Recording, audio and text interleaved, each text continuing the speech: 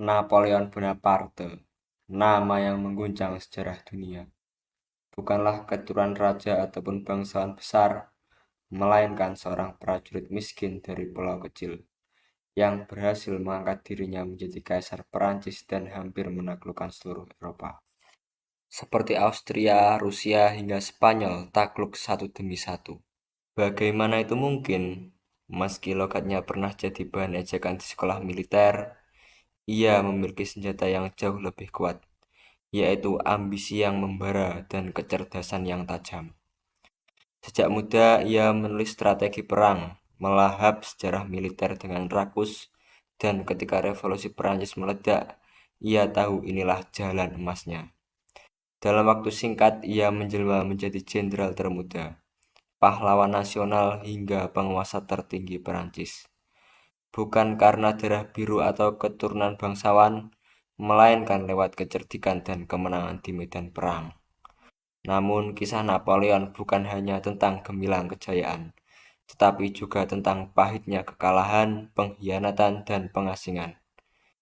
Ia tidak hanya dicintai, tapi juga dibenci, dan ditakuti sekaligus dikagumi, meninggalkan jejak abadi sebagai sosok yang mengajarkan bahwa kejayaan selalu datang bersama harga yang harus dibayar.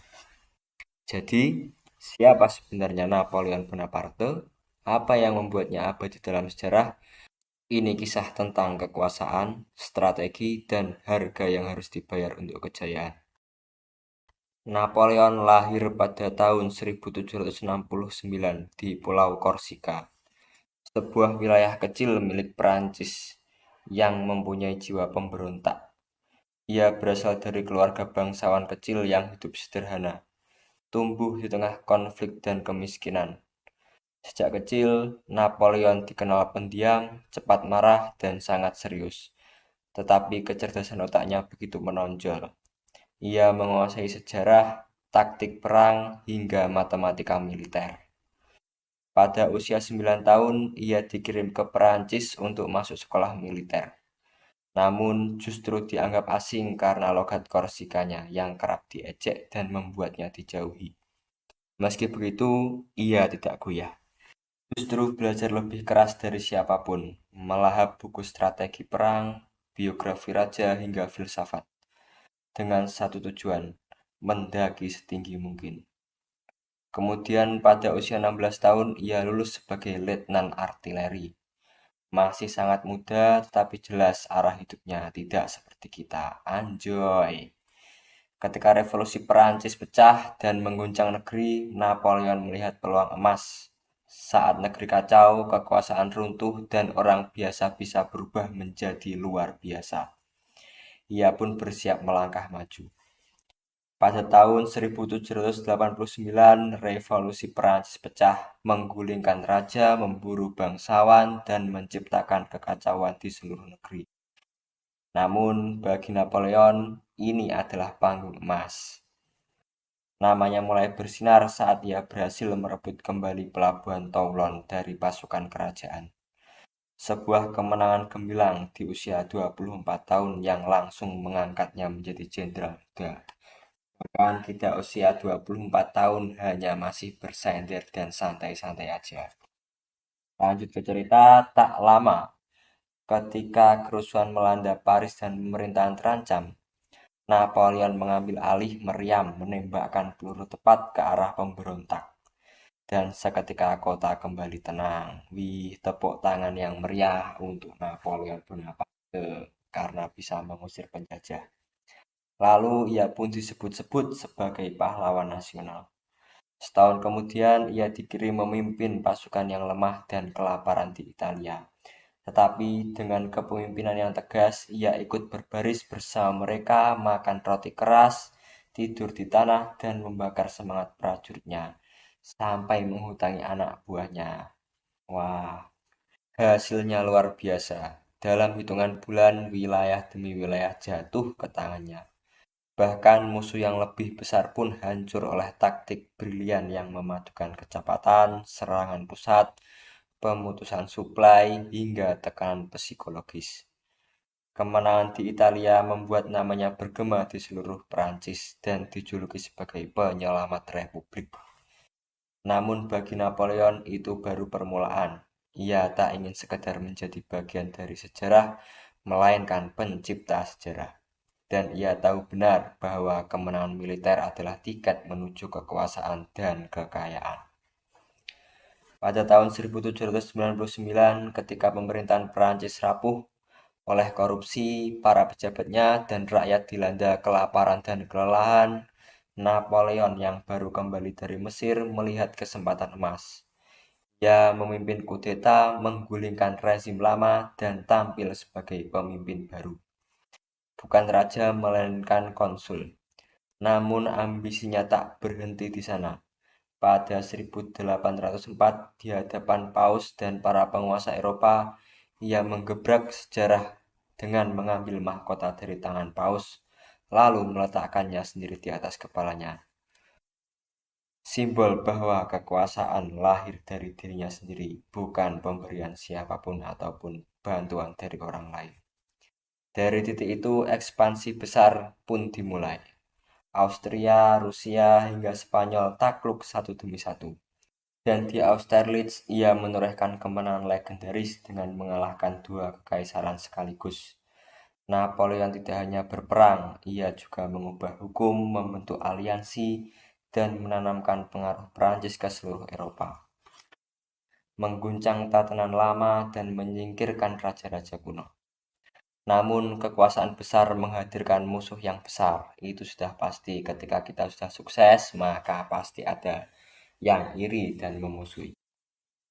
Inggris tak pernah tunduk, Rusia bangkit dan kesombongan perlahan menutup logikanya.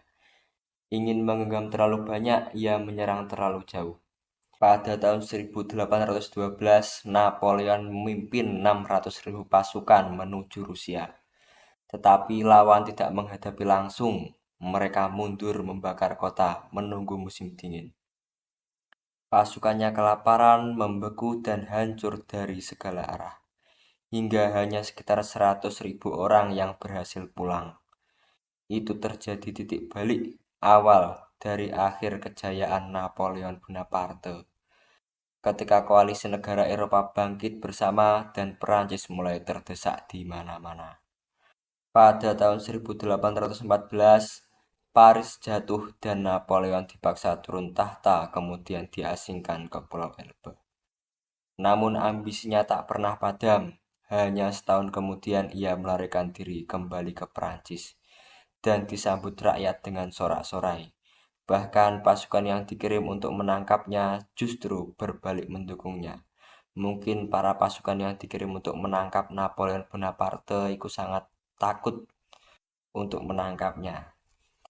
Dalam hitungan hari, ia kembali merebut kekuasaan dalam periode yang dikenal sebagai 100 hari. Tapi nasib berkata lain. Di Waterloo, Napoleon mengalami kekalahan telak dari Inggris dan sekutunya, yang memaksanya menyerah.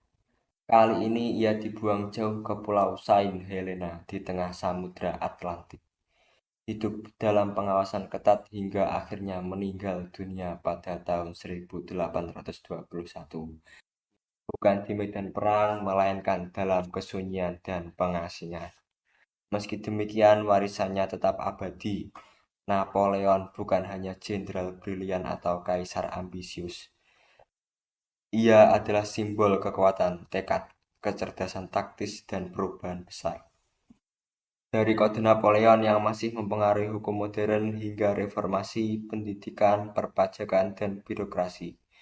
Ia membuktikan bahwa seorang rakyat biasa bisa menentang raja dan mengubah peta dunia. Bayangkan Eropa, hampir seluruh Eropa dia kuasai. Namun ia juga sosok kontroversial. Dipuji sebagai jenius, dikritik sebagai tiran, meninggalkan jejak perang yang menelan ribuan nyawa. Di satu sisi pahlawan, di sisi lain diktator. Maksudnya bagi orang Perancis itu dia menjadi pahlawan, tetapi di negara lain itu menjadi diktator. Tetapi satu hal pasti, tak ada tokoh dalam sejarah modern yang pengaruhnya sebesar Napoleon Bonaparte. Namanya hidup di buku, patung, hingga strategi militer terus dipelajari oleh jenderal, politisi, dan pelajar di seluruh dunia. Inilah kisah seorang prajurit kecil yang berani menulis takdirnya sendiri hingga mengguncang dunia. Napoleon Bonaparte adalah bukti bahwa ambisi dan keberanian bisa mengubah nasib seseorang. Dari prajurit biasa menjadi penguasa yang mengguncang dunia.